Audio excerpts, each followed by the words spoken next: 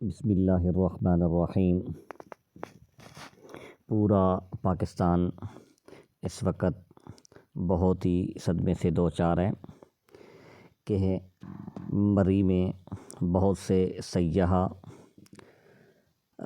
ٹھٹھرتی سردی میں پھنس کر اس دار فانی سے کوچ کر چکے ہیں۔ انا للہ و انا الیہ راجعون۔ اللہ تبارک و تعالی ان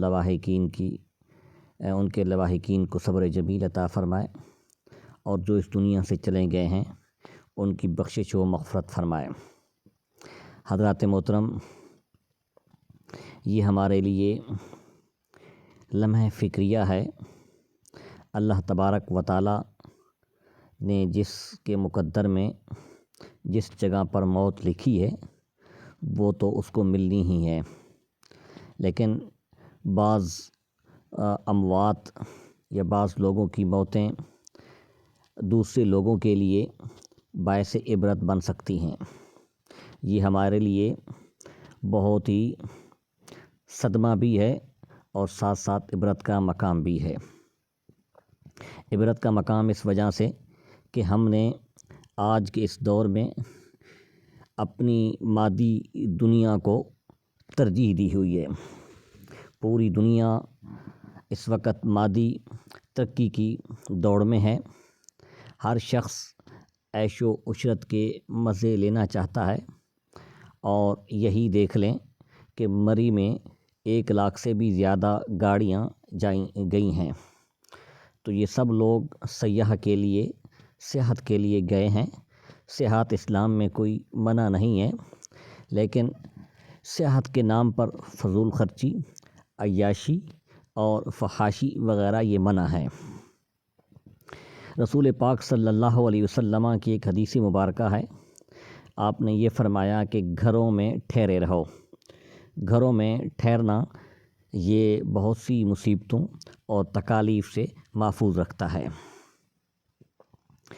آج کے اس دور میں پوری قوم یا پورا معاشرہ ہم غلط راہ پر نکل چکے ہیں۔ ان میں سے سب سے بڑا ایک جو عنصر ہمارے معاشرہ میں پایا جاتا ہے کہ وہ دیکھو دیکھی کام کرنا ہے۔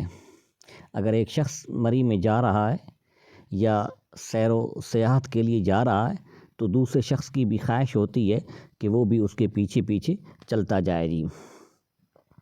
لیکن یہ نہیں ہم فکر کرتے کہ ہم نے جو مال کمایا ہے کیا یہ صرف عیش و عشرت پر ہی لگانا ہے یا آخرت کے لیے ہی کچھ ساز و سامان تیار کرنا ہے۔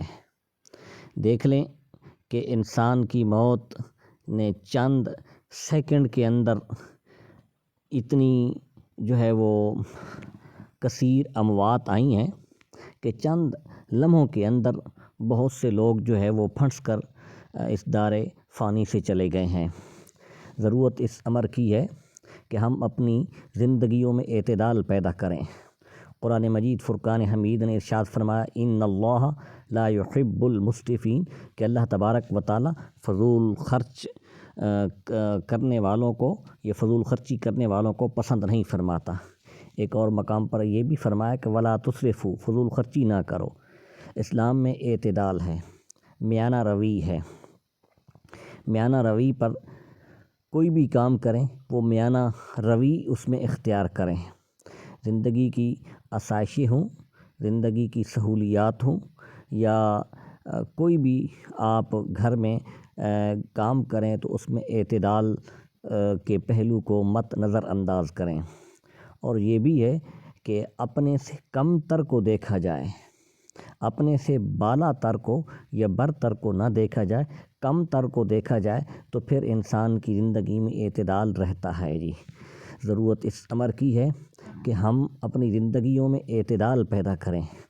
فضول خرچی اور ایڈونچر کے نام پر، سیر و سیاحت کے نام پر یہ جو فضول خرچی کی جاتی ہے، اس فضول خرچی سے ہمیں رکنے کی ضرورت ہے۔